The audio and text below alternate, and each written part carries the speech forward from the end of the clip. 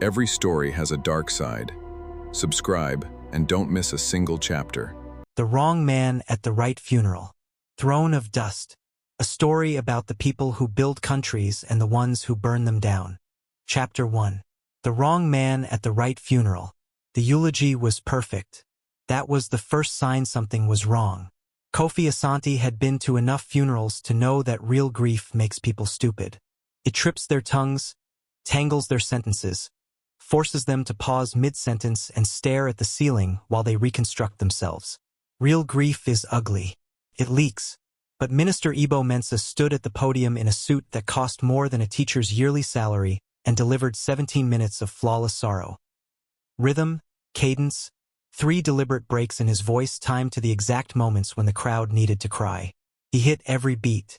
He quoted Fanon. He quoted the Bible. He looked directly at the widow for exactly long enough, then looked away exactly when he should have. He made it seem like he and General Amara Osei had been brothers. Kofi knew they had hated each other.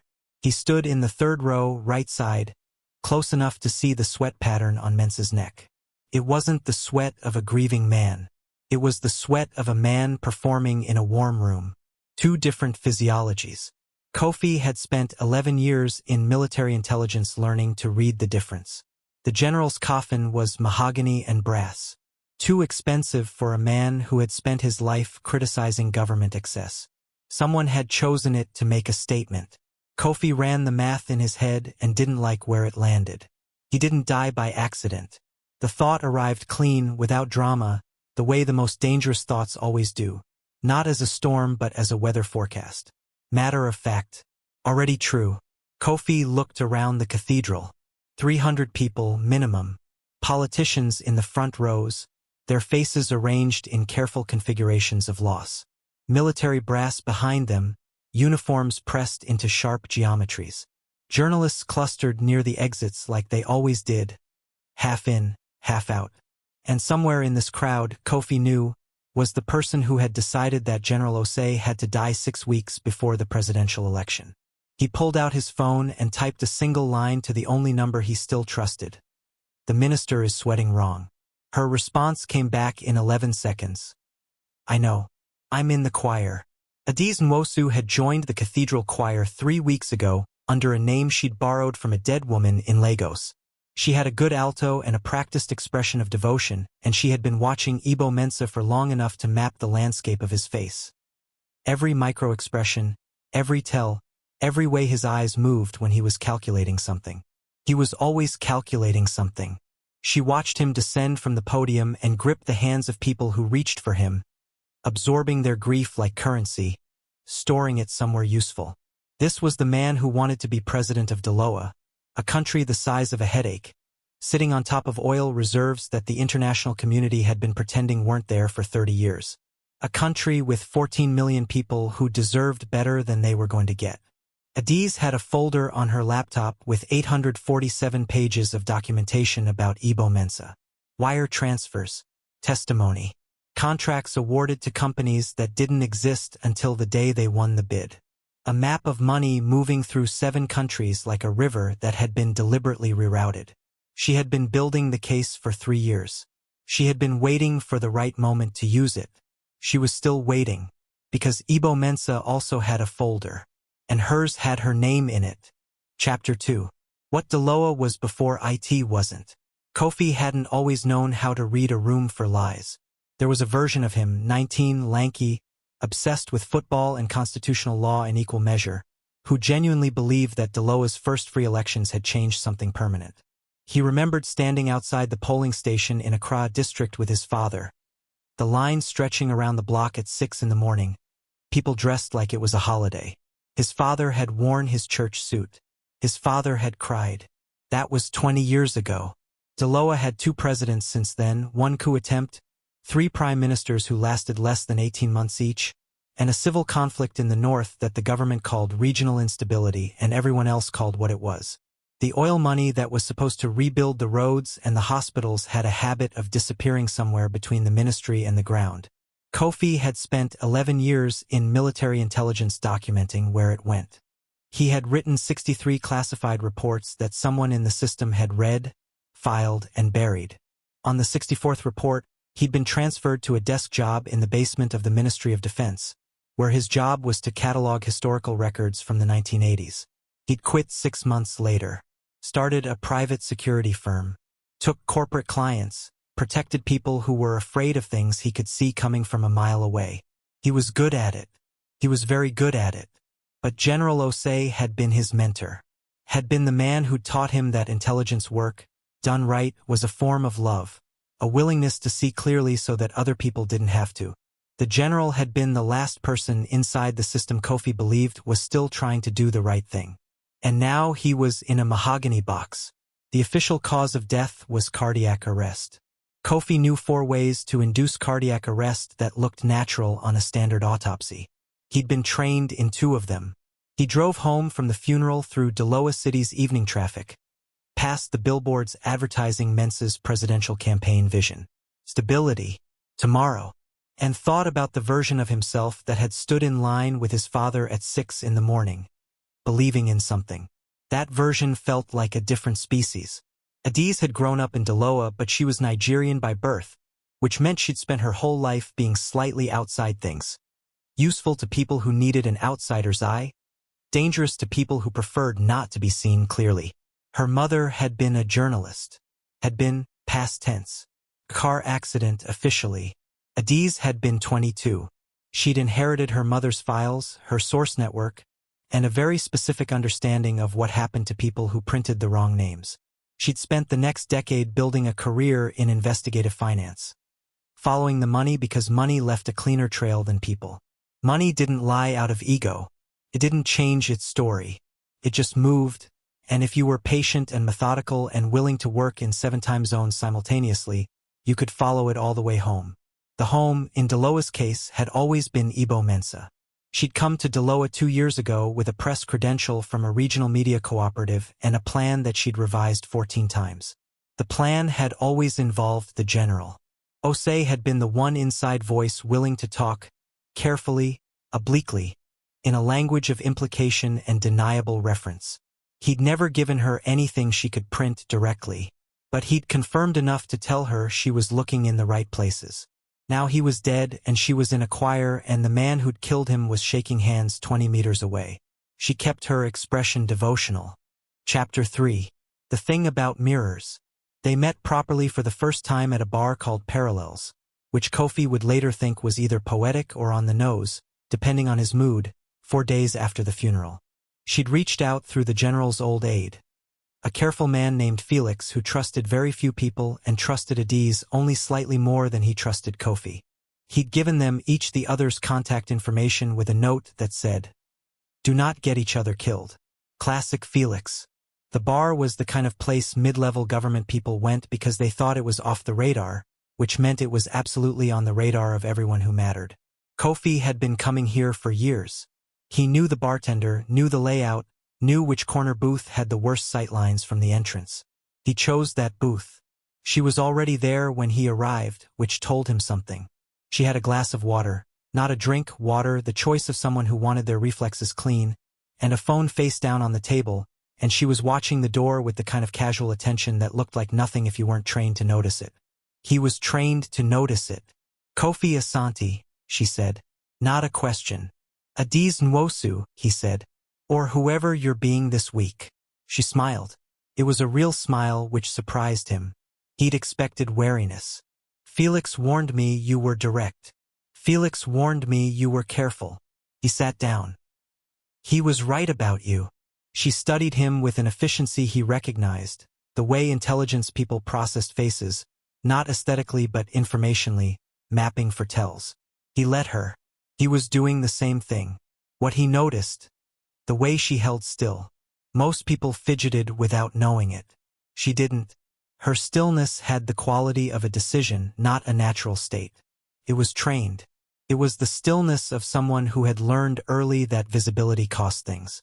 What she noticed, though she wouldn't tell him until much later, that he looked tired in a way that wasn't physical. The kind of tired that comes from believing something for a long time and slowly having that belief removed from you, piece by piece like a surgery without anesthesia. She recognized it because she saw it in her own mirror every morning. Mensa had him killed, Kofi said. Yes. You have evidence. I have 847 pages of financial evidence that demonstrates a decade-long pattern of corruption, embezzlement, and payments to individuals associated with 3 political assassinations. She paused. And I have a source who will testify that he gave the order for the general. Name? Not yet. He accepted that. So why haven't you published? Because Mensa has a file on me. She said it flatly without drama. Specifically on my entry into Daloa, the identity I used. If he releases it, I lose the credential, the story gets buried under the story about me, and he sails into the presidency on a wave of foreign interference in our election's nationalism. Kofi turned his glass in his hands.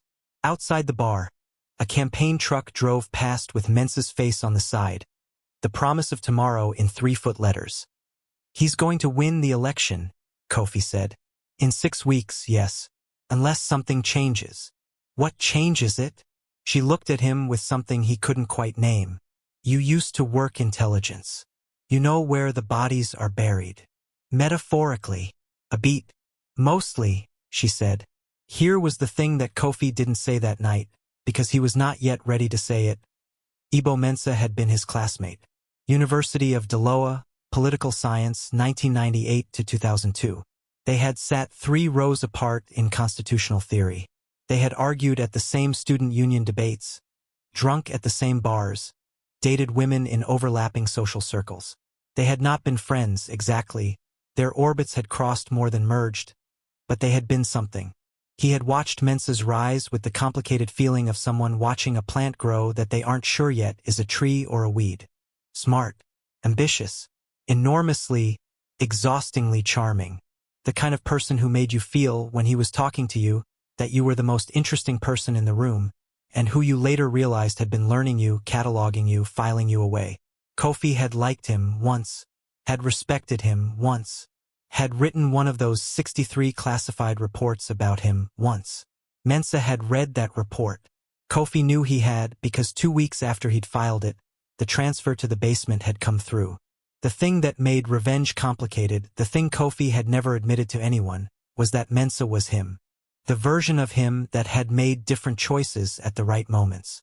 The version that had been willing to hollow himself out and fill the space with ambition. They had started from the same place. They had looked at Daloa, broken, beautiful, bleeding Daloa, and reached the same conclusions about what it needed. The difference was what they had been willing to do to get there. Kofi had been unwilling to compromise on certain things. Mensa had been unwilling to stop. Watching him at the funeral, Kofi had felt, underneath the grief and the cold rage, something worse. Recognition. The knowledge that he understood exactly how Mensa's mind worked. And the darker knowledge that Mensa understood his. Chapter 4. The architecture of a setup. The election was 6 weeks out. The opposition candidate, a soft-spoken economist named Dr. Abina Darko, was polling at 31% to Mensa's 47%. The math wasn't impossible, but it was steep. Kofi didn't care about the election. He cared about the general. But Adiz had convinced him, in the careful way she convinced people, with evidence, not emotion, with the precision of someone who had learned not to trust anything that wasn't documented, that they were the same problem. Mensa doesn't get prosecuted from outside the government, she said. They were meeting in her apartment now, which was sparse in the way safe houses were sparse. Functional, impersonal, nothing that couldn't be packed in 20 minutes. He gets prosecuted when he loses power, which means the election matters. So we help Darko win. We make it impossible for Mensa to cheat. She spread documents across the table. He has a network. Let me show you. The network was elegant, Kofi had to admit that. 3 years of groundwork. Electoral Commission officials on payroll, 4 of them in key districts. A media operation running 16 accounts across platforms, synchronized to push specific narratives in the last 72 hours before the vote. A financial pipeline that had already moved $2.3 million into voter outreach in the rural north, where cell coverage was limited and verification was weak. And a contingency, because Mensa always had a contingency. He has gunmen, Adiz said. Not directly connected to him, 2 layers of distance. Former military, based in the eastern districts. The plan, as far as my source can determine, is ambiguity. If he's losing on election night, there's an incident. The kind that justifies postponing certification. The kind that makes everything uncertain for long enough to fix. Kofi stared at the map. He knew 2 of the names on it. How solid is your source? He asked. Solid enough that I'm in Daloa under a fake name. Fair. I can get to the financial pipeline, he said. I know who moves money for him, not the official channels, the real ones. A man named Bright Ajay. We went to school together. He paused. We all went to school together. Adiz watched him. Is that going to be a problem? I don't know yet. She left it there. She was good at leaving things there. Bright Ajay ran an import-export company out of a glass building in the financial district that was exactly nice enough to be legitimate and exactly not nice enough to attract curiosity. Kofi had avoided him for 4 years. Not out of hostility, out of something more complicated. The awareness that seeing Bright meant seeing the whole architecture of the life they'd all built in their 20s, when everything had seemed possible and the choices hadn't calcified yet. He called ahead. Bright answered on the second ring, which told Kofi he'd been expecting the call. Kofi, I heard you were at the funeral. General Osei was a good man. Silence. Then, he was. They agreed to meet at a restaurant they'd gone to as students, which was Bright's choice, not Kofi's, and which Kofi noted. Neutral ground or the illusion of it. Familiar territory chosen to activate something. Bright looked good. Heavier than Kofi remembered, the kind of weight that came with comfort, but his eyes were the same, quick, adaptive, always reading the room for the angle. He'd been the best debater at their university. The kind of person who could argue any side with equal conviction and leave you unsure what he actually believed. Kofi had once thought that was a superpower. You want to know about the pipeline, Bright said. Not a question. I want to know if you're going to help me or if I need to go around you. Bright ate a piece of plantain with the focused attention of a man choosing his words. Kofi, think about what you're asking. I know what I'm asking. He'll know it was me. He'll suspect. Suspicion isn't evidence. In Daloa, suspicion is enough. Bright looked up. You know that. Kofi did know that. He also knew something else. Bright had 3 children. Had a wife. Had built a life that depended on the system staying the way it was. He was not an evil man. He was a practical one, and sometimes in Daloa those were the same thing and sometimes they weren't, and the distance between them was exactly where a man's soul lived or died. The general is dead, Kofi said. He was your friend too. Bright's face moved. Something passed across it that was real grief, not Mensa's performed version. I know. So what does that cost? Long pause. The restaurant noise continued around them, ordinary and indifferent. Give me 2 days, Bright said. Chapter 5. The quiet before everything. There is a specific quality to the silence that precedes violence. Kofi knew it from fieldwork, the way sound seemed to thin out, the way ordinary things became hyper-detailed, the way time started running at 2 speeds simultaneously. Too fast and too slow. He had felt it in 3 countries. He felt it now walking through Daloa City at night, for weeks before the election, with Adiz beside him and the sense that the city itself was holding its breath. They walked because it was safer than talking indoors. Because phones were phones and walls had ears and Mensa's network was thorough. The source, Kofi said. I need to know who they are. No. Adiz. The only reason they're still alive is that nobody knows they're talking to me. Her voice was even. No heat in it. The moment I give you the name, there's a chain. 2 people knowing becomes 3. 3 becomes a risk I can't calculate. He wanted to push back. He stopped himself because she was right. This was the discipline of the work. The willingness to accept limits you hated because the alternative was worse. When does your source give you the direct evidence on Osei's death? When they feel safe enough to commit it to writing. The election is in 4 weeks. I know when the election is. They walked past a campaign rally that was just wrapping up. Mensa's people, a crowd of several hundred being dispersed by staff in matching shirts. The giant screen still cycling through images of the candidate looking statesmanlike against golden light. The production value was extraordinary. American consultant money, Kofi suspected. The visual language was borrowed from somewhere else, grafted onto Daloa like a transplant the body hadn't quite accepted. He genuinely believes he should run this country, Kofi said, almost to himself. Adiz glanced at him. That's the part that makes him dangerous. It's not purely cynical. No, it's not. He'd thought about this. The pure cynics were actually easier, they were just optimizing, and optimization could be disrupted. Mensa was something more difficult. A man who had convinced himself that his ambition and the country's good were the same thing.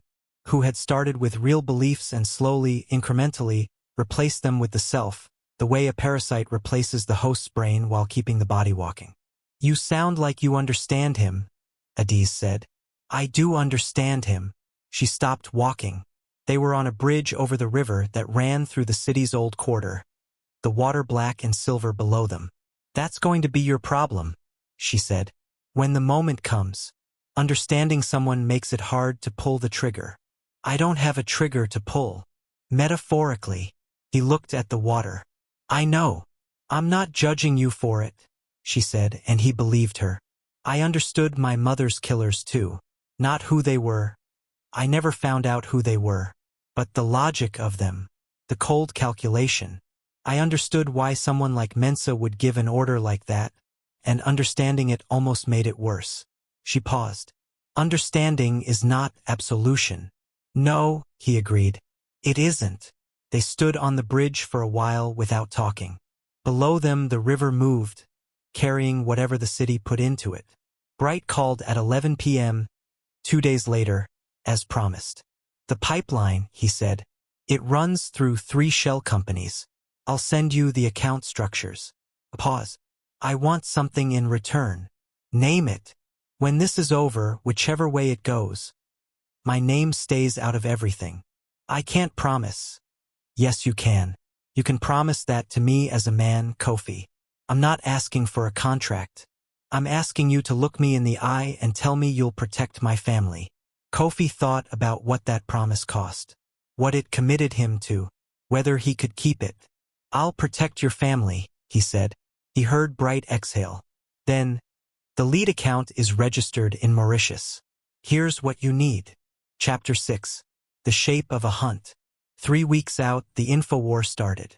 Mensa's social media operation launched first, a coordinated wave of content across platforms, seeding 3 narratives simultaneously. That Dr. Darko was receiving foreign funding, unverified, repeated until it felt like fact. That there was instability in the northern districts, a photo from a conflict in a different country, geotagged wrong. And that a credible source, inside the opposition, had confirmed plans to dispute election results. A pure fabrication, attributed to no one. Kofi watched it happen in real time from Adiz's apartment, the 2 of them tracking account activity across screens like meteorologists watching a storm form. 16 accounts pushing the foreign funding story, Adiz said, not looking up. 11 new, 5 that have been dormant for 8 months. Classic sleeper network. She typed something. 3 major media outlets have picked it up as questions being raised. Which 3? She named them. Kofi knew 2 of the editors. Had drunk with one of them once in a different era. What's our counter? We push Darko's actual funding sources, all transparent, all documented, through the regional cooperative networks. Not confronting the narrative, replacing it. We flood the space with the true story until the false one has nowhere to breathe. She finally looked up. But we need to time the financial documents for maximum impact. Drop them too early, Mensa has time to respond. Too late, they don't change anything. 10 days out, Kofi said. When early voting starts. That's what I was thinking. He looked at the screens. The campaign rally footage cycling. Mensa's face in golden light, over and over. There's something else, Adiz said carefully. My source reached out this morning. Kofi went still. They're ready to commit the testimony to writing. But they want a meeting first. In person. She paused. They want you there. Why me? They know who you are. They trust you more than they trust me, I think, because you're from here. I'm still an outsider to them. She said it without rancor. They said, "Bring the intelligence man." When? 2 nights from now. Eastern District. The Eastern District, where Adi's map had indicated Mensa's gunmen were based. Kofi looked at her. "I know," she said. "Could be a setup. Could be. Your source could be compromised. Could be." He looked at the screens again. Mensa's face. The promise of tomorrow. "I'll go," he said. The Eastern District at night was a different city. Narrower streets, more light coming from shops and homes than street lamps. The sound of generators providing a constant low bass note. It smelled like cooking fires and diesel and the river nearby. Kofi had worked in this district years ago, had walked these streets in a different capacity, noting different things, serving a different idea of what he was doing and why. He noticed he was cataloging exit routes. Old habit, fully automatic. The meeting point was a tailor's shop that was closed but not locked. Inside, bolts of fabric stacked floor to ceiling in the dark, and a man sitting on a low stool with the specific stillness of someone who had been waiting and was accustomed to waiting and had decided some time ago that patience was a form of power. Kofi had known the face would be familiar. He hadn't known how familiar. Colonel James Atta, retired, who had served under General Osei for 12 years, who Kofi had worked alongside twice in the field, who he had believed, until this moment, was loyal to the general's memory in a straightforward, uncomplicated way. "Kofi," the colonel said. "James." He kept his voice neutral, feeling his way through the dark of it. "You're the source. For 3 years." A long pause. "I need you to understand something before I give her anything she can print. I need you to understand why I didn't stop it. Walk me through it." What followed was 20 minutes that Kofi would carry with him for a long time afterward. Not because it was revelatory, he had suspected most of it, but because of the texture of it. The way James Atta described being inside Mensa's circle. The incremental nature of it. The way each compromise had been framed as a necessary one, a temporary one, a strategic one, until the compromises were the structure and there was nothing underneath. Mensa had told him the general had become a liability. Had said it the way you say something obvious. Had offered alternatives, a forced retirement, a posting abroad, and then, when those had been refused, had simply made the decision. James had known 2 days before. Had done nothing because, he said, he had believed until the last moment that it was a bluff. "It wasn't a bluff," Kofi said. "No."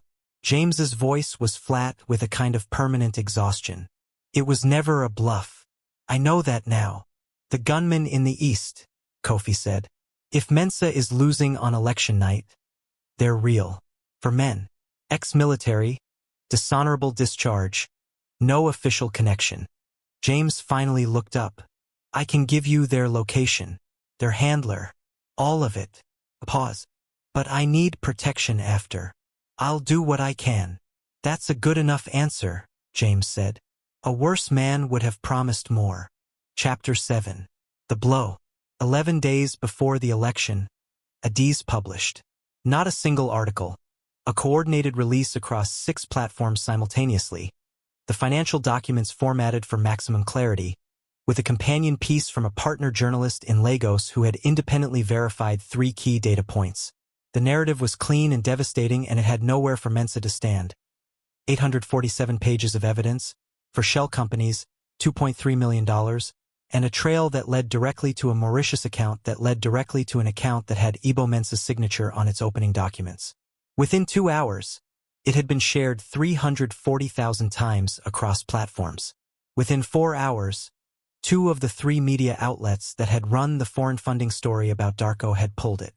Within 6 hours, Mensa's campaign released a statement calling it foreign interference orchestrated by enemies of stability, and the statement performed well with his base and nowhere else. Kofi spent those hours not watching the internet. He was in the Eastern District. James Atta had given him everything. For names, 1 location, a handler named Sergeant Boateng who was, in an ugly irony, someone Kofi had helped recruit into the military 12 years ago. Fresh-faced kid from the coast, had wanted to serve. Had served. Had been discharged for reasons that the official record described as conduct unbecoming, and that the real record, which Kofi had helped write, described with more specificity. He didn't go there to hurt anyone. He went there with two people he trusted, former colleagues, private sector now, careful men who understood the specific grammar of these situations, and they had a conversation with Sergeant Boateng that was professional and thorough, and that resulted in Boateng's cell phone being surrendered and 4 phone numbers being extracted from it, and a very clear understanding being established about what would happen if the plan proceeded. Boateng was not a true believer. He was hired. Hired people, in Kofi's experience, calculated rationally once the calculation changed. The calculation changed. It cost Kofi most of the money he'd saved in 4 years of private security work. He didn't regret it. Mensa called him that night. Kofi had been expecting it. He answered. "You've been busy," Mensa said. His voice was the same as it had always been, smooth, measured, the voice of a man who was never surprised because he always anticipated everything. Except tonight there was something underneath it. Not fear exactly. Recalculation. "Ebo," Kofi said. "We should talk. In person." "I don't think so." "Kofi." A pause. "We're the same. You know that." "No," Kofi said. "We started from the same place." "That's different." "Is it? You spent 11 years in military intelligence writing reports that nobody read. You watched everything we cared about get dismantled piece by piece. You tell me you didn't think about what it would take. What you'd be willing to do." The worst part was that Kofi couldn't say he hadn't thought about it. "I thought about it," he said. And I decided there were things I wasn't willing to do, which made you ineffective." Mensa's voice was almost gentle. "You know, I'm right about that. You were the most capable person in military intelligence for a decade, and you spent it in a basement. Your morality cost Daloa everything you might have given it." Kofi was quiet for a moment. Outside his window, the city continued its nighttime business. Generators humming, distant music, the uninterrupted ordinary life of 14 million people who hadn't chosen any of this and would live with the consequences of it. "You killed General Osei," Kofi said. Silence.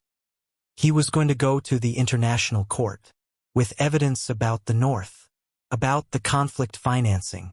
Everything would have unraveled. Another pause. "I needed more time." "Time for what?" "To fix it." And Kofi heard something then, heard it and wished he hadn't. A note of genuine belief. The sincere, horrible conviction of a man who had done terrible things for goals he still believed in. "You think I don't know what I've done? I know exactly what I've done. Every single thing. I've kept a list."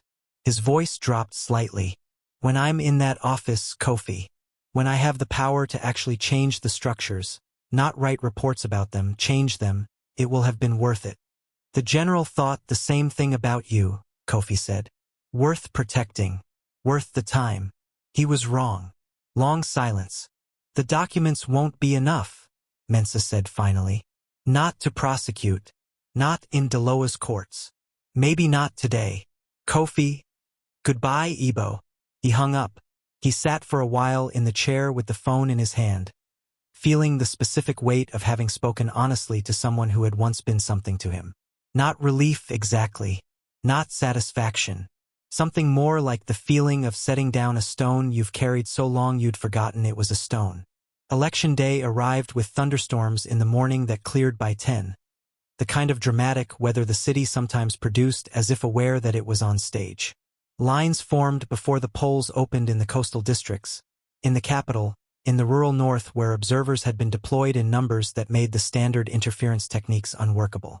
Adiz had spent the days between the document release and election day doing 3 things. Fielding international media requests carefully, monitoring the 16 social media accounts, most of which had gone dark after the publication, and sleeping 4 hours a night with the particular focus of someone who had been running on adrenaline for so long that rest felt like a foreign country. She watched the results come in from her apartment with Felix, who had appeared 3 days ago with hard drives and a quiet competence and who made, she had discovered, extremely good coffee. Darko pulled ahead at midnight, held it through 2 a.m. By 4 a.m. the gap had widened to 7 points. At 5:17 a.m., Mensa's campaign released a statement conceding. It was the most surprised Adiz had been in 3 years of this work. She had prepared for every contingency except the one where he simply stopped. Felix said, "The gunmen were neutralized." He ran the calculation. "He's not done," she said. "This is temporary." "Everything's temporary," Felix said. "But temporary sometimes means enough time to build something that survives." She didn't fully believe him, but she wrote it down. Chapter 8. Splinter. 6 months later. The Electoral Commission had finalized results. Darko had been inaugurated. 2 of the 4 shell companies had been traced and frozen by international financial regulators. Ibo Mensa was under investigation, not yet charged because Daloa's justice system moved at the speed of a country that had been practiced at delay, but under investigation, which meant his passport had been flagged and his accounts were being watched and his name had been in the international press enough times that the old trick of simply waiting for it to pass away wouldn't work this time. The financial documents had been cited in the evidence package. Adi's byline was on the reporting that would, in several months, win an award she had mixed feelings about because awards had a way of finishing stories that weren't finished. Kofi had gone back to his security firm. New contracts, similar work. Protecting people from things he could see coming. He was good at it. He had kept his promise to Bright. And to James Atta, insofar as protection was possible. Atta had given formal testimony to the international investigators and been placed in a relocation program that was either adequate or wasn't, and Kofi had done what he could and accepted the limits of what he could. He thought about Mensa sometimes. Not constantly. Not with the heat it had carried for the first months after the general's funeral. But in the way you think about a problem that has been solved but not resolved. A knot that's been untangled but whose shape you can still feel in your fingers. Mensa had been right about one thing. Kofi had spent 11 years writing reports that nobody read. He had watched the country he loved get hollowed out and had documented it with precision and delivered the documentation into a void. His morality had been, in a specific and measurable way, ineffective. He turned this over the way you turn a difficult object in your hands, trying to find the angle where it makes sense. The question that remained, was there a version of effective that didn't require becoming Mensa? He didn't know.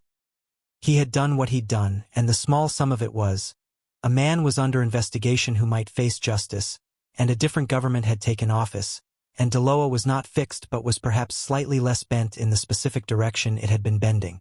Was that enough? He couldn't say. He met Adiz for coffee on a Tuesday, 2 weeks before she left Daloa for Lagos, where her next story was waiting. They went to the bar where they'd first met properly, because she had suggested it and he hadn't argued, and they sat in a normal booth this time because there was less reason to care about sightlines. "The source," he said. "James. Is he safe?" "As safe as anyone who did what he did can be." She wrapped her hands around her cup. "He has a new name. A new city. He's teaching school, apparently." James Atta is teaching school. Mathematics. A small smile. He was always good at math. Kofi thought about that. The colonel who had spent 30 years in military service teaching equations to children in a city he'd never lived in under a name that wasn't his. The strange compacted lives that decisions made in a single night could generate. "Are you afraid of what comes next?" he asked. "In Lagos. The next story." "Yes," she said without hesitation. "I'm always afraid. That's not the interesting part." She looked at him directly. "Are you afraid of what Mensa does next?" "He's not done." "No." He ran the calculation and stopped.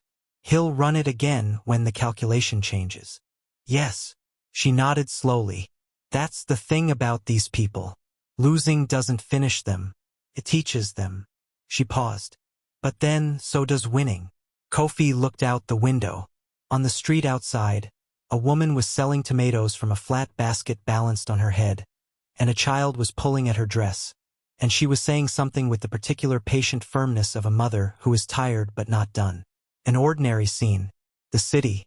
Continuing, as it always did, beneath the stories people told about it. "What are you going to do?" Adiz asked. "The same thing," he said. "See clearly. Document. Wait for the right moment." He paused. "Maybe get out of the basement this time."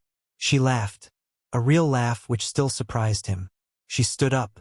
She extended her hand, and he shook it, and the handshake held a moment longer than strictly necessary, which he noted, which told him something. "You know where to find me," she said. "Lagos. Following the money. Always." She walked out. The door of the bar swung behind her, and through the glass he watched her move down the street with that deliberate stillness, already scanning, already reading, already somewhere in the middle of the next story. He ordered another coffee. Through the window, the tomato seller adjusted the basket on her head with a single practiced movement and kept walking, and the child let go of her dress, and they both continued forward, separate and together, in the ordinary city that the powerful fought over and the rest of humanity simply lived in, carrying its weight, absorbing its history, moving toward whatever came next with the stubborn, unromantic persistence of people who didn't have the option of giving up. The city breathed. Something in it had shifted, not fixed, not healed, not resolved into the neat architecture of justice that Kofi had wanted when he was 19 years old in a church suit outside a polling station with his father. Just shifted. Slightly. Enough. The coffee arrived. Outside, it started to rain again. End Throne of Dust 7. 200 words. The truth is always hidden in the dark. Click the bell to stay with us.